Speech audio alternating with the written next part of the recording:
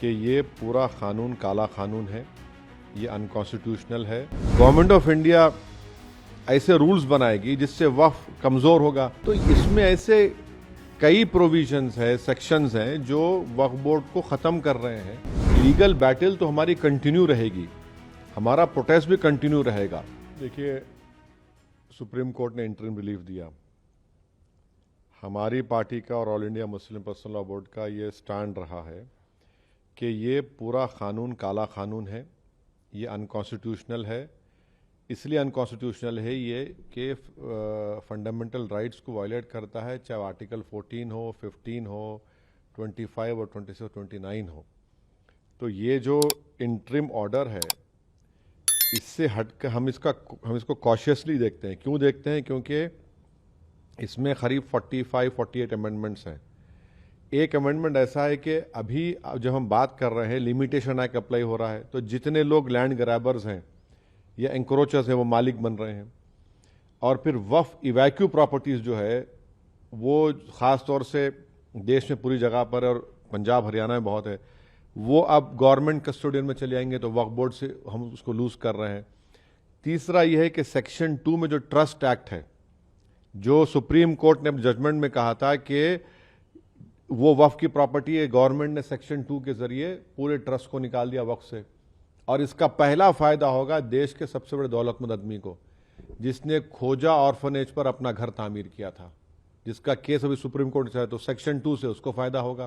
पूरे जो वक्फ जो ट्रस्ट है, उसको ट्रस्ट है बोल के वक्फ से निकल जाएंगे। चौथा ये है कि ये 5 साल का प्रोविजन है। कौन तय करेगा कि 5 साल से प्रैक्टिसिंग मुसलमान है? और अगर कोई महिला होगी तो उसका कौन तय करेगा? और जब वो 5 साल तक मुसलमान के वक्फ को नहीं दे सकेगी, दूसरे धर्म को दे सकेगी, तो ये तो नुकसानदेह है। फिर गवर्नमेंट ऑफ इंडिया ऐसे रूल्स बनाएगी जिससे वक्फ कमज़ोर होगा, वो फेडरलिज्म का भी वायलेशन होगा। कलेक्टर आज भी किसी मुतवल्ली को ऑर्डर दे सकता है कि भैया आप इस तरह का काम करो, जो उस मुतवल्ली और उसके वाकिफ के खिलाफ होगा। अगर नहीं सुनेगा तो जेल को जाएगा। तो इसमें ऐसे कई प्रोविजंस है, सेक्शंस हैं जो वक्फ बोर्ड को ख़त्म कर रहे हैं। तो एक लीगल बैटल तो हमारी कंटिन्यू रहेगी, हमारा प्रोटेस्ट भी कंटिन्यू रहेगा। क्योंकि सवाल सिर्फ पूरे लॉ के खिलाफ हम लोग हैं, जो अनकॉन्स्टिट्यूशनल है, और ब्लैक लॉ है जो वक्फ को बचाने के लिए नहीं लाया गया है, जो वक्फ को लूटने के लिए, वक्फ को बर्बाद करने के लिए, छीनने के लिए लाया गया है। माननीय उच्चतम न्यायालय ने यह भी कहा कि ज्यादा पिटिशंस आई हैं उनको कहीं ना कहीं वो एक तरीके से दिखाई देती हैं, एक ही बात पिटिशन में आती है। तो कुछ पिटिशंस को सुनने की बात कही गई है। 5 ठीक है, सुप्रीम कोर्ट ने कहा है 5 पिटिशन सुनी जाएंगी, बहुत अच्छा है। हम तो यही चाहेंगे कि ऑनरेबल सुप्रीम कोर्ट इसको जल्द से जल्द सुने, क्योंकि इसमें ऐसे कई सेक्शंस हैं जिससे वक्फ को ख़त्म किया जा रहा है।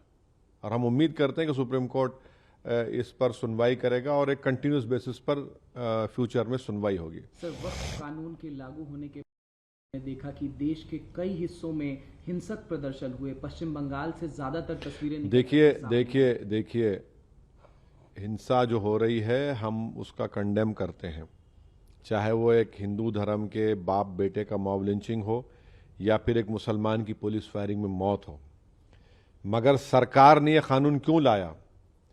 आपने इस तरह का कानून बनाकर भारत के सोशल फैब्रिक को वीक कर दिया। आपने इस तरह का कानून बनाकर भारत की जनता को पैगाम दिया कि हिंदू धर्म के एंडोमेंट बोर्ड, बौद्ध धर्म के, जैन धर्म के, सिखों के गुरुद्वारा प्रबंधक कमेटी के लिए एक कानून होगा और मुसलमानों के लिए अलग कानून होगा। ये आपने किया ना काम, सरकार ने किया काम कि आपने बताया, ये नफरत की मिसाल, आपने डिस्क्रिमिनेशन की मिसाल आपने कायम की है। हम तो कह रहे थे पार्लियामेंट के अंदर जॉइंट वर्किंग कमेटी में, हमने टाइसन नोट भी दिया। ये तो सरकार की जिम्मेदारी है। सरकार की इस गलत फैसले की वजह से आप टारगेट कर रहे हैं मुसलमानों के ईमान को, मुसलमानों की मस्जिदों को, दरगाहों को, इमाम बाड़ों को।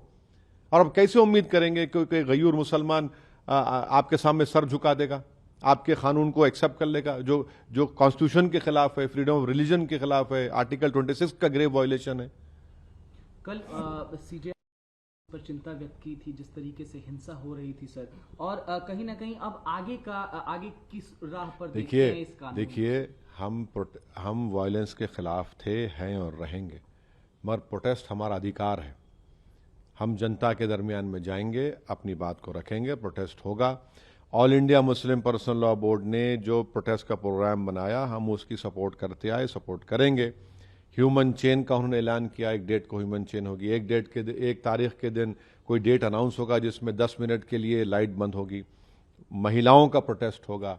प्रोटेस्ट तो डेमोक्रेसी की रूह है भाई, वरना अगर प्रोटेस्ट नहीं होगा तो फिर डिक्टेटरशिप रह जाएगी, फिर जमहूरियत कहाँ रहेगी, लोकतंत्र कहाँ रहेगा। प्रोटेस्ट पीसफुल होना चाहिए और पीसफुल होगा इंशाल्लाह।